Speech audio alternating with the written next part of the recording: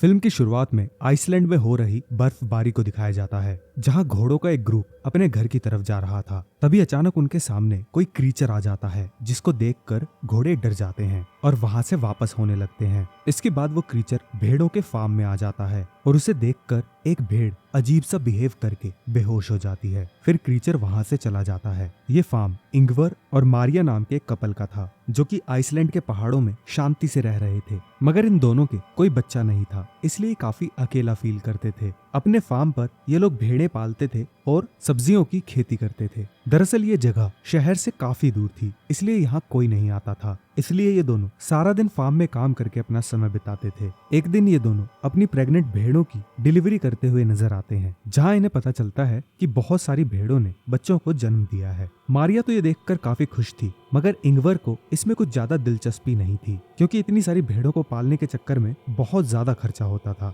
एक दिन दोनों काम खत्म करके आपस में बातें कर रहे थे, जहां मारिया इंगवर को अपने ट्रैक्टर में होने वाली प्रॉब्लम्स के बारे में बताती है, जिस पर वो कहता है कि अगले सीजन से पहले मैं ट्रैक्टर ठीक करवा दूंगा। इसी दौरान भेड़ों के शेड में उनका डॉग भौंकने लगता है, इसलिए ये दोनों भेड़ों के पास पहुंचते हैं। यहाँ ये देखते हैं कि डॉग एक प्रेग्नेंट भेड़ को देखकर भौंक रहा था, क्योंकि उसकी डिलीवरी का टाइम हो गया था। फिर मारिया और इंगवर उस भेड़ की डिलीवरी में हेल्प करते हैं, और जब वो उस भेड़ के बच्चे को देखते हैं तो पूरी तरह से हैरान हो जाते हैं, क्योंकि उस भेड़ ने एक हाइब्रिड बच्चे को जन्म दिया था, जिसमें उसका सिर भेड़ का था मगर शरीर इंसानों का था। मारिया इस बच्चे को अपने साथ घर ले जाती है और फिर ये दोनों इसका ख्याल रखने लगते हैं। अब क्योंकि इनका तो अपना कोई बच्चा था नहीं, इसलिए ये लोग इसे ही अपना बच्चा मानकर खूब प्यार करते हैं। ये इस बच्चे का नाम अडा रखते हैं और फिर ये लोग उसके लिए एक बेबी कार्ट तैयार करते हैं। कुछ दिन बीत जाते हैं और हम देखते हैं कि अडा की असली माँ उसको आवाज लगाकर बुलाने लगती है, मगर मारिया उसे उसका बच्चा वापस नहीं करती। यहाँ इंगवर देखता है कि मारिया उस भेड़ के बच्चे को अपनी गोद में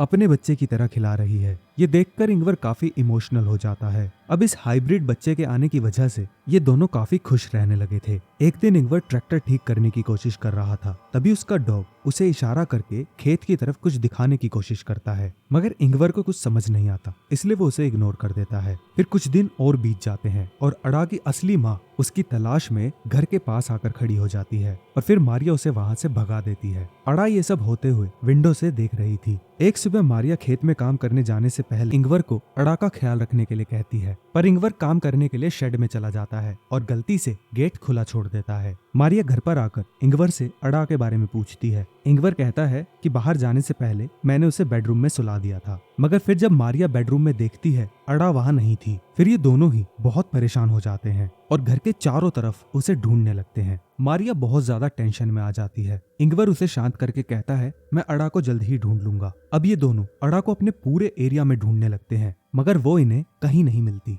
और जब थक हार कर ये दोनों अपने घर की तरफ जाने लगते हैं, तब इन्हें एक भेड़ की आवाज आती है। फिर जब ये उस भेड़ के पास पहुंचते हैं, तब इन्हें पता चलता है कि अडा की असली माँ उसे लेकर अपने साथ बाहर आ गई थी। मारिया तुरंत अडा को उस भेड़ से छीन लेती है और उसे ठंड से बचाने के लिए कपड़े से ढक लेती है, और फिर ये दोनों घर की तरफ चलने लगते हैं। वहीं अडा की माँ इन दोनों का पीछा करने लगती है। फिर मारिया उस पर गुस्सा होकर उसे वहां से दूर जाने के लिए कहती है। घर में आने के बाद वो अडा को सुला देते हैं और चैन की सांस लेते हैं। कुछ महीने बीत जाते हैं और अब अडा बड़ी हो चुकी थी और इस घर की एक मेंबर बन चुकी थी। खास तौर से अडा का रिश्ता मारिया के साथ बहुत गहरा था। एक रात मारिया को भेड़ों के बारे में एक बहुत ही डरावना सपना आता है और सपने से जागकर वो सोचती है कि शायद एक दिन अडा की माँ उसे मुझसे छीन कर दूर ले जाएगी। इसलिए वो अडा को बचाने के लिए एक प्लान बनाती है और फिर वो इंगवार और अडा को सोता छोड़कर घर से बाहर आकर अडा की माँ को शूट करके मार देती है और फिर उसे वहीं पर दफनाने लगती है। इंगवार का भाई पीटर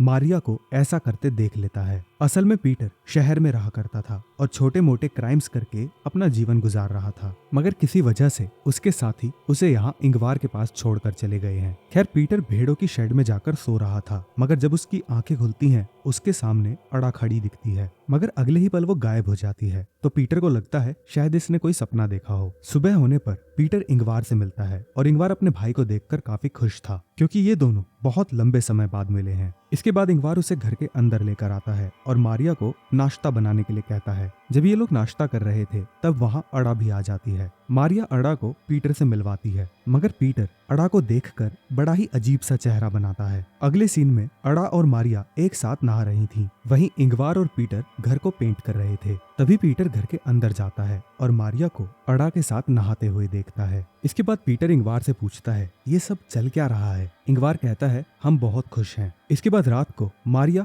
अड़ा को पीटर से मिलवाती है और फिर अड़ा से पीटर को गुड नाइट कहलवाती है। इसके बाद पीटर इंगवार से फिर से अड़ा के बारे में बात करना चाहता था, मगर इंगवार साफ साफ लफ्जों में कह देता है, यार इस बारे में कोई बात मत करो। साथ ही वो पीटर को ये भी कह देता है कि जब तक तुम्हारा दिल चाहता है तब तक यहाँ रहो, मगर प्लीज हमारे पर्सनल मैटर के अंदर इंटरफेयर मत करना। मारिया इंगवार से पूछती है कि पीटर यहाँ कितने दिन रुकने वाला है। दरअसल पीटर मारिया के साथ फ्लर्ट करा करता था और हमेशा ही उसे गंदी नजरों से देखता था, इसलिए वो चाहती थी कि पीटर यहाँ से जल्द चला जाए। इंगवार कहता है पीटर यहाँ कुछ ही दिन रुकेगा। दरअसल यहाँ वो उन लोगों से बचकर रहता है जिनसे इसने पैसे उधार लिए होते हैं। अगली सुबह ये तीनों मिलकर खेत में आलू बो रहे थे। वहीं इनका डॉग अड़ा की देखरेख कर रहा था, मगर अड़ा उसे डराकर भगा देती है। फिर ये तीनों ब्रेक लेते हैं, जहाँ पीटर फिर से मारिया से फ्लर्ट करने लगता है, मगर मारिया उससे दूर हो जाती है। फिर पीटर बोलता है, जिसे तुम इंसान समझकर पाल रही हो वो सिर्फ एक जानवर है, मगर मारिया उसकी इस बात को इग्नोर करके वहाँ से चली जाती है। अगली सुबह इंगवार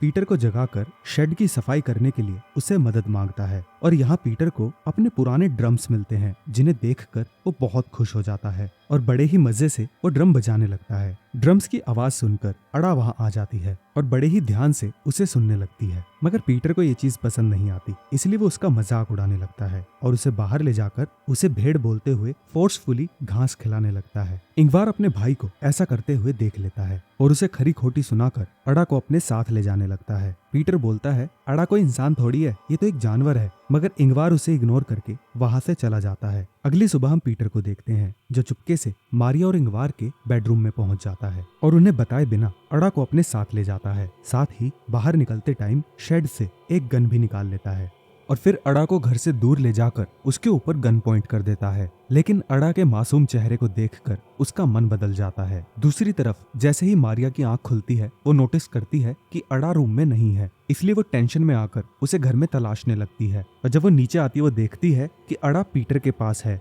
जो उसे अपनी गोद में लिटाकर सो रहा था। इससे मारिया को लगता है कि पीटर ने अड़ा को एक्सेप्ट कर लिया है। इसके बाद हम मारिया को एक कब्रिस्तान में देखते हैं, जहाँ वो एक कब्र के आगे बैठकर प्रे कर रही थी। यहाँ हमें पता चलता है कि मारिया और इंगवार की एक बेटी हुआ करती थी, जिसका नाम अड़ा था, मगर किसी वजह से उसकी बचपन में ही मौत हो गई थी और यही वो वजह थी कि उन्होंने उस हाइब्रिड भेड़ का नाम अड़ा रखा और उसे अपनी बच्ची की तरह पाला। यहाँ इंगवार अड़ा को कहानियां सुना रहा था, जहाँ उसे अपनी मरी हुई बेटी की भी याद आती है, इसलिए वो काफी इमोशनल होने लगता है और फिर मारिया वहाँ आती है और उसे शांत करती है। असल में ये दोनों अपनी बेटी की मौत का जिम्मेदार खुद को ठहराते थे और इसी वजह से इन दोनों के बीच में दूरियां भी आ गई थीं। मगर जब से इन्हें अड़ा मिली है, तब से इन दोनों का रिलेशन पहले की तरह खूबसूरत हो गया है। पीटर भी अब अड़ा को पसंद करने लगा था और अक्सर उसे घुमाने के लिए बाहर ले जाता था। ये देखकर इंगवार और मारिया भी काफी खुश थे कि चलो फाइनली पीटर ने उसे अपना लिया है। एक दिन पीटर अड़ा को मछली पकड़ने के लिए ले जाता है और फिर उसे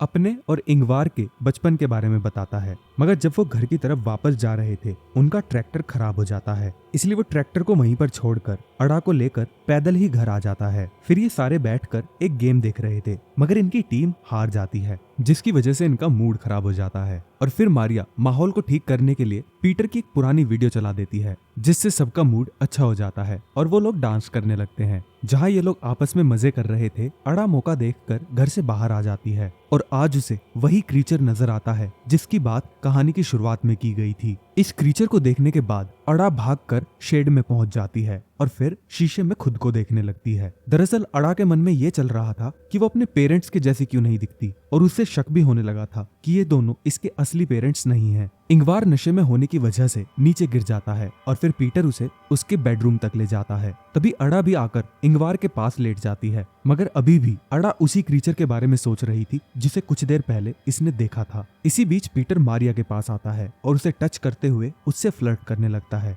जिस पर मारिया उसे रोककर कह देती है कि दोबारा ये हरकत करने की कोई जरूरत नहीं है। इसके बाद पीटर मारिया को ब्लैकमेल करता है, कहता है कि मैं जानता हूँ तुमने अड़ा की असली माँ को जान से मार दिया था और अगर तुमने मेरी बात नहीं मानी तो मैं ये बात जाकर अड़ा को बता दूंगा। इसलिए मजबूरी में आकर मारिया को पीटर की बात माननी पड़ती है, लेकिन मौका देखते ही वो पीटर को एक रूम में बंद कर देती है। पीटर चिल्लाते चिल्लाते उससे गेट खोलने के लिए कहता है, मगर मारिया उसे इग्नोर करके वहां से चली जाती है। अगली सुबह मारिया पीटर को जाकर कहती है कि मेरे घर से चले जाओ। पीटर भी मान जाता है और फिर मारिया उसे बस स्टॉप तक छोड़ने चली जाती है। इसी बीच इंगवार भी उठ जाता है और फिर अपने भाई और अपनी बीवी को ढूंढने लगता है, मगर जब वो उसे नहीं मिलते तब वो अड़ा के साथ अकेले ही नाश्ता करके ट्रैक्टर लेने चला जाता है। यहाँ मारिया पीटर को ड्रॉप करके बताती है कि अड़ा हमारे लिए एक गॉड गिफ्ट है, जिसकी मदद से हम अपनी खराब जिंदगी को दोबारा से ठीक कर पाए हैं। पीटर की बदसलूकी के बावजूद भी मारिया उसे कुछ पैसे देकर विदा करती है और खुशी खुशी अपने घर की तरफ रवाना हो जाती है।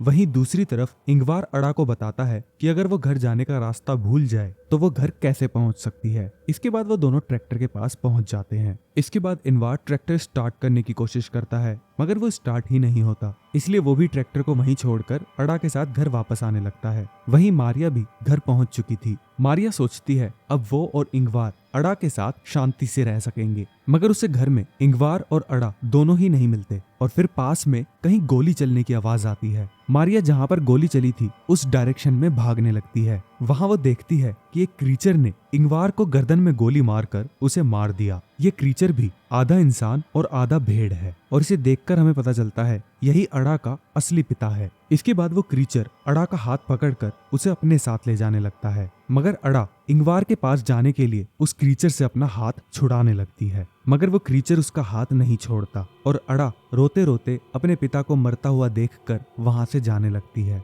जब तक मारिया वहां पहुंचती है इंगवार पूरी तरह से मर चुका था। कहानी के अंत में मारिया अकेली रह जाती है और अब उसके पास जीने की कोई वजह तक नहीं बचती। दोस्तों, आपको क्या लगता है मारिया को क्या करना चाहिए?